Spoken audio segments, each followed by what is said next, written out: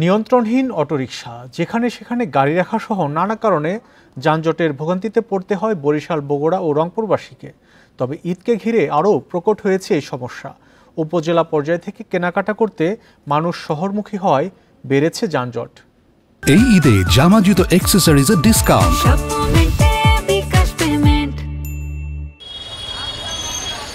বরিশাল নগরীর সদর রোড, সকাল থেকে রাত পর্যন্ত এই সড়কে যানজট পরিচিত দৃশ্য। রাস্তার দুপাশে অবৈধ স্থাপনা, অনিয়ন্ত্রিত 3 চাকার বাহন, যেখানে সেখানে গাড়ি রাখা যানজটের মূল কারণ।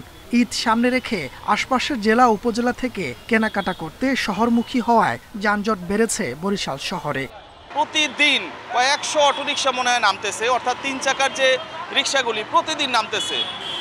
দেখার মতো কেউ নাই। মানুষের তুলনায় আসলে গাড়ি ঘোড়া বরিশালে বেশি হয়ে গেছে, যে কারণে আমাদের যারা সাধারণ জনগণ আছে এদের চরম ভোগান্তি। পুলিশ বলছে জেলখানার মোড়, ফজলুল হক এভিনিউ, নথুল্লাবাদ, বটতলা, চৌমাথা সহ কয়েকটি মোড়ে যানজট বেশি থাকে। ট্রাফিক পুলিশের সঙ্গে অন্য বাহিনীর সদস্যরাও যানজট নিরসনে কাজ করছেন। ফুড পেট্রোল সবাই আমরা একসাথে কাজ করছি এবং ট্রাফিক ডিভিশনের প্রত্যেকটা পয়েন্টে এবং এসে আমাদের ফোর্স পর্যাপ্ত আছে। আমরা সেই অনুযায়ী কাজ করছি, দেখবেন কোথাও গাড়ি দাঁড়ানো নাই। বগুড়া পৌর এলাকার ফুটপাত দখল ও ব্যাটারি চালিত অটোরিকশার কারণে বাড়ছে যানজট। ট্রাফিক বিভাগের তথ্য বলছে শহরে অবৈধ 3 হুইলার আছে 80,000। রংপুর শহরে 5,000 অটোরিকশার অনুমোদন থাকলেও চলছে 50,000-এর বেশি। সিটি কর্পোরেশনের কর্মকর্তারা বলছেন অবৈধ যান বন্ধে দ্রুতই অভিযান পরিচালনা করা হবে। নিয়মিতভাবে অভিযান পরিচালনা করছে।